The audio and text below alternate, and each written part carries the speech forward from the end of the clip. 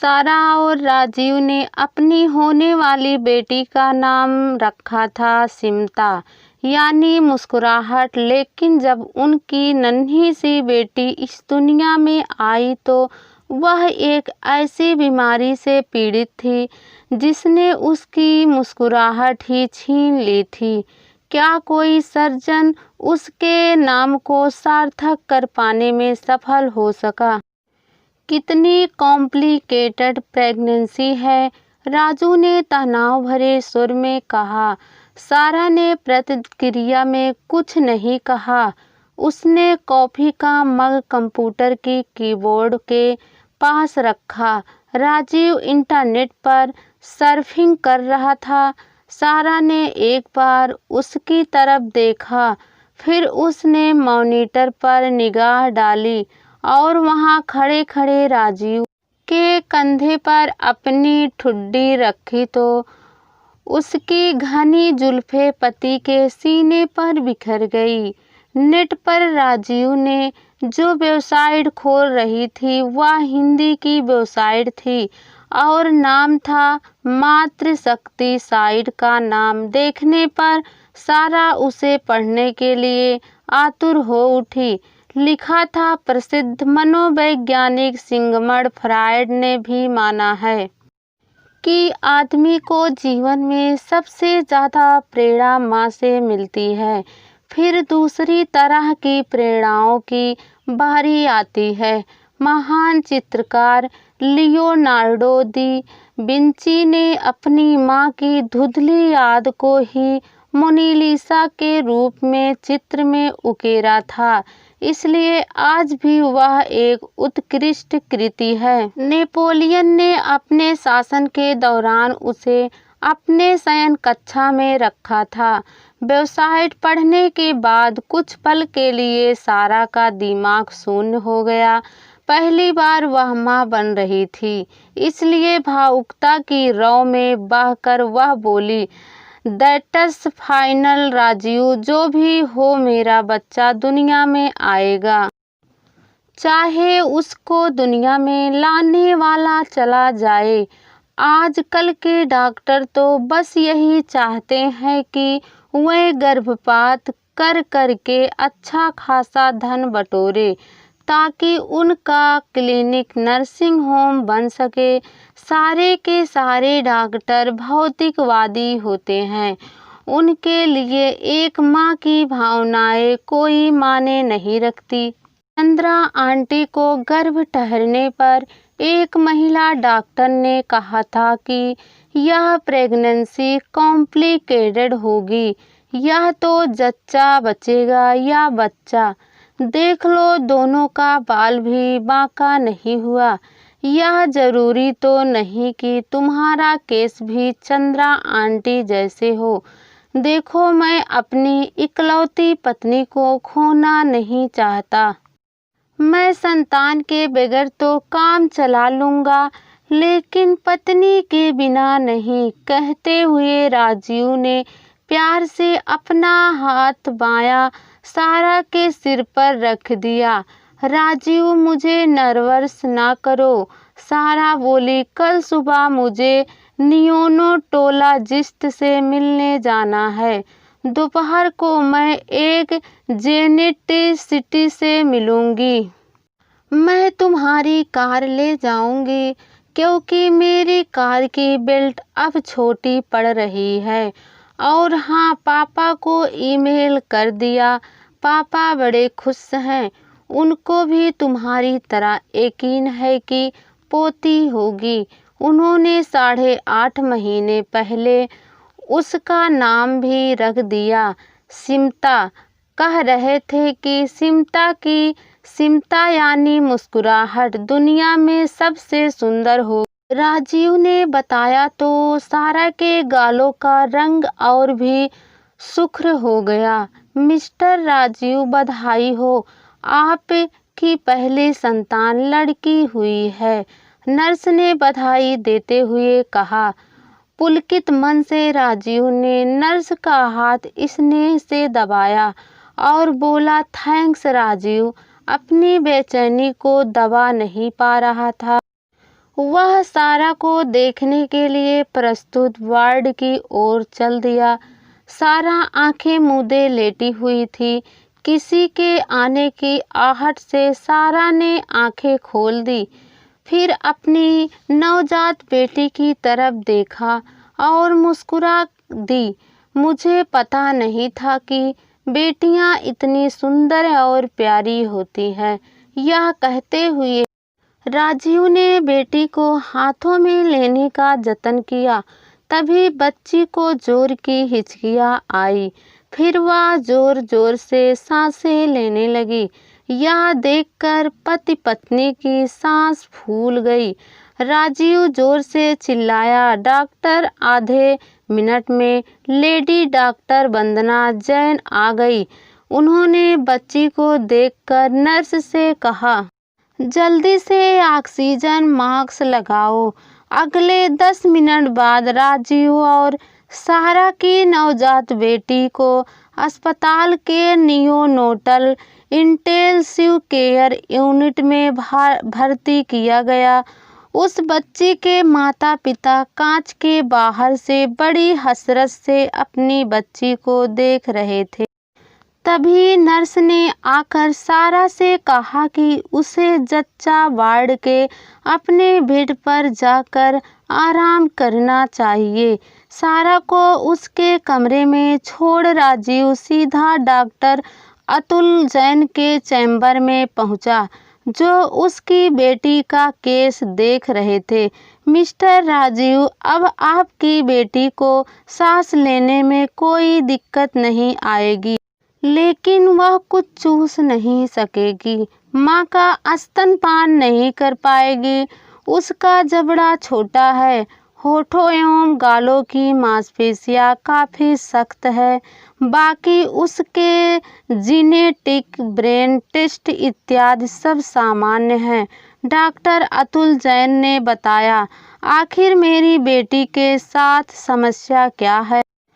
अभी आपकी बेटी सिर्फ 5 दिन की है। अभी उसके बारे में कुछ भी नहीं कहा सकते। हो सकता है कि कल कुछ ना हो। चिकित्सा के क्षेत्र में कभी कभी ऐसा केस आते हैं जिनके बारे में पहले से कुछ कहा नहीं जा सकता। वैसे आज आपकी बेटी को हम डिस्चार्ज कर देंगे, डॉक्टर अतुल ने कहा। राजीव वार्ड में सारा का सामान समेट रहा था। सिमता को नियोनेटल इंटेंसिव केयर में सिर्फ 2 दिन रखा गया था। अब वह आराम से सांस ले रही थी। आपने बिल दे दिया? नर्स ने पूछा। हाँ, दे दिया, सारा ने जवाब दिया। नर्स ने नन्ही सिमता के ओठों पर उंगली रखी और बोली, मैडम, आपको इसे ट्यूब से दूध पिलाना होगा। इसके होठों और गालों में कैसी शक्ति है? राजीव ने सारा को एकटक सिमता को ताकते हुए देखा तो पूछा, इतनी गौर से क्या देख रही हो? सारा कुछ नहीं बोली और सिमता में खोई रही। 2 दिन बाद डॉक्टर अतुल जैन ने फोन कर राजीव व सारा को अपने नर्सिंग होम में बुलाया। आपकी बेटी की समस्या का पता चल गया। इसे मोबियस सिंड्रोम कहते हैं, डॉक्टर अतुल जैन ने राजीव और सारा को बताया। यह क्या होता है? सारा ने झट से पूछा। इसमें बच्चे का चेहरा एक स्थिर भाव वाले मुखौटे की तरह लगता है। इस सिंड्रोम में 6वीं व 7वीं केयर निगल नर्व की कमी होती है। यह ए नर्व अविकसित रह जाती है। 6ठी क्रेयन निकल नर्व जहां आँखों की गति को नियंत्रित करती है, वहीं 7वीं नर्व चेहरे के भावों को सक्रिय करती है। अतुल जैन ने विस्तार से सिमता के सिंड्रोम के बारे में जानकारी दी। इससे मेरी बेटी के साथ क्या होगा? सारा ने बेचैनी से पूछा।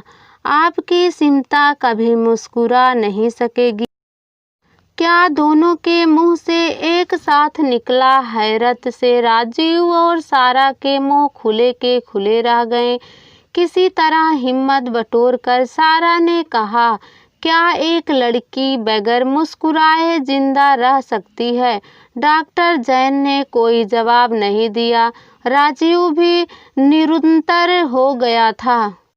वह सारा की गोद में लेटी सिमता के नन्हे से होठों को अपनी उंगलियों से छूने लगा। उसकी बाईं आंखों से एक बूंद आंसू का निकला। इससे पहले कि सारा उसकी बेबसी को देखती, राजीव ने आंसू आधे में ही पोंछ लिया। 16 माह की सिमता सिर्फ 2 शब्द बोलती थी। वह पापा को काका और मम्मी को बब्बी उच्चारित करती थी। उसने पा का विकल्प का कर दिया और माँ का विकल्प बा को बना दिया। फिर भी राजीव और सारा हर समय अपनी नौकरी से फुर्सत मिलते ही अपनी सिमता के मुंह से काका और बब्बी सुनने को बेताब रहते थे। 6 साल की सिमता अब स्कूल में पढ़ रही थी, लेकिन कक्षा में वह पीछे बैठती थी और हर समय सिर झुकाए रहती थी। उसकी पलकों में हर समय आंसू भरे रहते थे। एक छोटी सी बच्ची जो मन से मुस्कुराना चाहती थी, लेकिन उसके होठे शक्ल नहीं ले पाती थे। उस पर सितम यह कि उसके सहपाठी दबे मुंह उसे अंग्रेजी में स्माइललेस गर्ल्स कहते थे। इस दौरान राजीव और सारा मुंबई विश्वविद्यालय छोड़कर अपनी बेटी सिमता को लेकर जोधापुर आ गए और विश्वविद्यालय परिसर में बने कलेक्टर कॉम्प्लेक्स में रहने लगे। राजीव मूलतः नागपुर के अकोल शहर से थे और पहली बार राजस्थान गए थे। सिमता का दाखिल विश्वविद्यालय के करीब ही एक स्कूल में करा दिया गया। वह मानसिक रूप से एक औसत छात्र थी। उस दिन बड़ी तीज थी। विश्वविद्यालय परिसर में तीज का उत्साह नजर आया। परिसर के लंबे चौड़े लान में एक झूला लगाया गया। परिसर में रहने वाले की छोटी बड़ी सभी लड़कियों सावन के गीत गाते हुए एक दूसरे को झुलाने लगी। सिमता भी अपने पड़ोस की हम उम्र लड़कियों के साथ झूला झूलने पहुंची, लेकिन आधे घंटे बाद वह रोती हुई सारा के पास पहुंची। क्या हुआ? सारा ने पूछा। मम्मी पूजा कहती है कि मैं बदसूरत हूँ क्योंकि मैं मुस्कुरा नहीं सकती, सिमता ने रोते हुए बताया। किसने कहा? सिमता ने रोते हुए बताया, किसने कहा मेरी बेटी की मुस्कान दुनिया में सबसे खूबसूरत होगी। कब? पहले तू रोना बंद कर, फिर बताऊंगी। मम्मी पूजा ने मेरे साथ चीटिंग भी की। पहले झूला झूलने की उसकी बारी थी। मैंने उसे 20 मिनट तक झुलाया। जब मेरी बारी आई तो पूजा ने मना कर दिया और ऊपर से कहने लगी कि तू बदसूरत है, इसलिए मैं तुझे झूला नहीं झुलाऊंगी। सिमता ने एक ही सांस में कह दिया और बड़ी हसरत से मम्मी की ओर देखने लगी। बेटी के भावहीन चेहरे को देखकर सारा को समझ में नहीं आया कि वह हंसे या रोए। उसके मन में अचानक सवाल जागा कि क्या मेरी सिमता का चेहरा हंसी की भाषा कभी नहीं बोल पाएगा? नहीं, ऐसा नहीं होगा। एक दिन जरूर आएगा और वह दिन जल्दी ही आएगा, क्योंकि एक पिता ऐसा चाहता है, एक माँ ऐसा चाहती है और एक भाई भी ऐसा ही चाहता है। एक दिन सुबह नहाते वक्त सिमता की नज़र बाथरूम में लगे शीशे पर पड़ी। शीशा थोड़ा ऊपर था। वह टब में बैठकर या खड़े होकर उसे नहीं देख सकती थी। सारा जब उसे नहलाती थी तब पूरी कोशिश करती थी कि सिमता आईना ना देखे, लेकिन आज सारा जैसा ही बेटी को नहलाने बैठी थी तो फोन आ गया। सिमता को टब के पास छोड़कर सारा फोन अटेंड करने चली गई। सिमता के मन में एक विचार आया।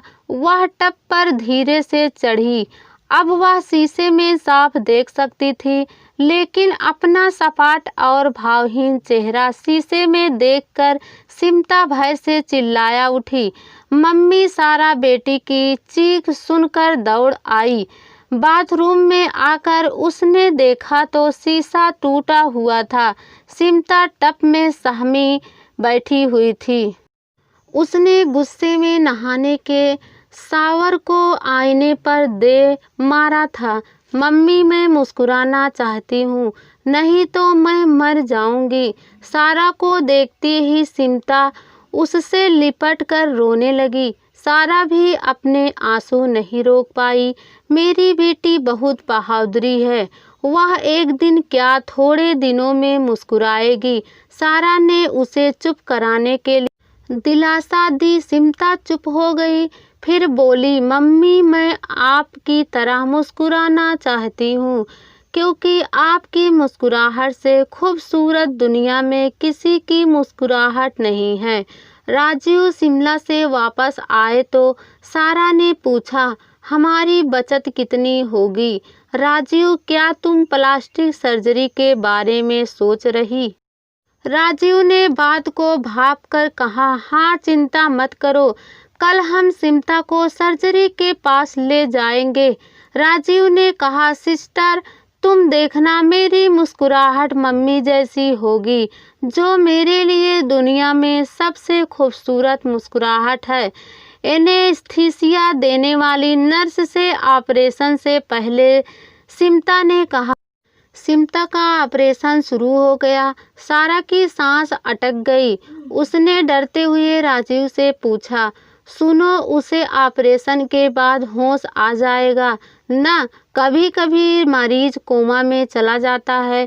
चिंता मत करो, सब ठीक होगा, राजीव ने मुस्कुराते हुए जवाब दिया, ताकि सारा का मन हल्का हो जाए।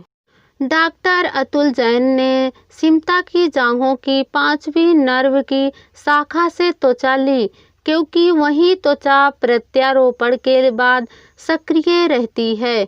इससे ही काटने व चबाने की क्रिया संभव होती है। राजीव और सारा का बेटी के प्रति प्यार रंग लाया। ऑपरेशन 1 घंटे बाद सिमता को होश आ गया, लेकिन अभी 1 हफ्ते तक वे अपनी बेटी का चेहरा नहीं देख सकते थे। काफ़ी दिनों तक राजीव पढ़ाने नहीं जा पाया था। आज सुबह 10 बजे वह पूरे 2 महीने बाद लाइफ साइंस के पहले विभाग गया था। आज ही सुबह 11 बजे सिमता को अस्पताल से छुट्टी मिली। रास्ते में उसने सारा से कहा, मम्मी, मुझे कुछ अच्छा सा महसूस हो रहा है। यह सुनकर सारा ने सिमता के चेहरे को गौर से देखा तो उसके आश्चर्य का ठिकाना नहीं रहा। सिमता जब बोल रही थी तब उसके होठों ने एक आकार लिया। सारा ने आवेश में सिमता का चेहरे चूम लिया। उसने तुरंत राजीव को मोबाइल पर फोन किया। फोन लगते ही सारा चिल्लाई, राजीव! सिमता मुस्कुराई, तुम जल्दी आओ, आते वक्त हैंडी कैम लेते आना। हम उसकी पहली मुस्कान को कैमरे में कैद कर यादों के खजानों में सुरक्षित रखेंगे। उधर राजीव इस बातों की कल्पना में खो गया कि जब वह अपनी बेटी को सिमता कहकर बुलाएगा, तब वह किस तरह मुस्कुराएगी।